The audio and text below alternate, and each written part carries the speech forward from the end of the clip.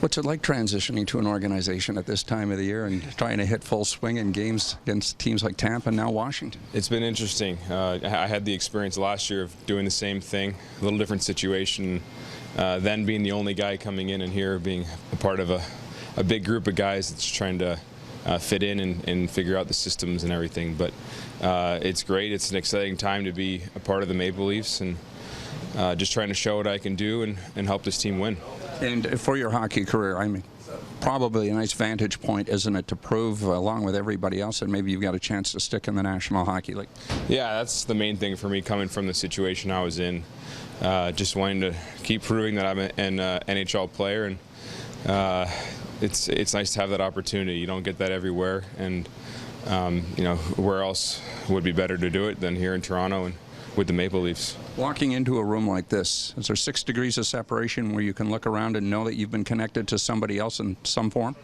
Absolutely. You know a lot of guys around the league, and you've played with guys that they've played with, and so there is always a familiar feeling when you walk into a room. And I was fortunate enough to know, 3 or 4 of these guys from before, and it always makes that transition easier. Elaborate on your hockey background. I think we're correct, North Carolina born? Yeah, North Carolina born, but my family moved up to Connecticut when I was 3, so I really grew up in Avon, Connecticut, and just played prep school in New England at Westminster School under a Toronto-born guy, Tom Earl, played for the Whalers, and went to Boston College for 4 years, and then started my pro career with Chicago and Rockford. Did you cross paths with Mark Arcabello anywhere along the line in Connecticut? We're the same birth year, 88.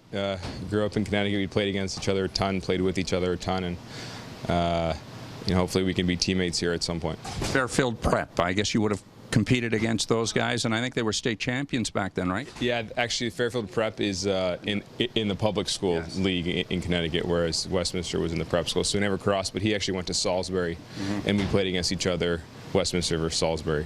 NCAA hockey, and we're going to talk to a bunch of the guys as the season progresses, junior hockey. What was so great about Boston College to allow you to develop physically and mentally to get you ready to play in the NHL?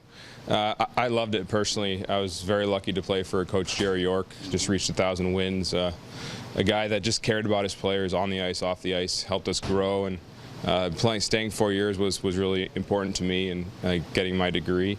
And we were able to have some success on the ice too. So a lot of great players that are still, playing in the NHL now that I was teammates with, and it's nice to have that Boston College background, because it's a strong hockey tradition there, and obviously having Coach York as a mentor, even now, is a very lucky thing to have. Johnny Gaudreau boasts of lifting that Beanpot trophy no fewer than 3 times. How many times did you get the privilege? Twice.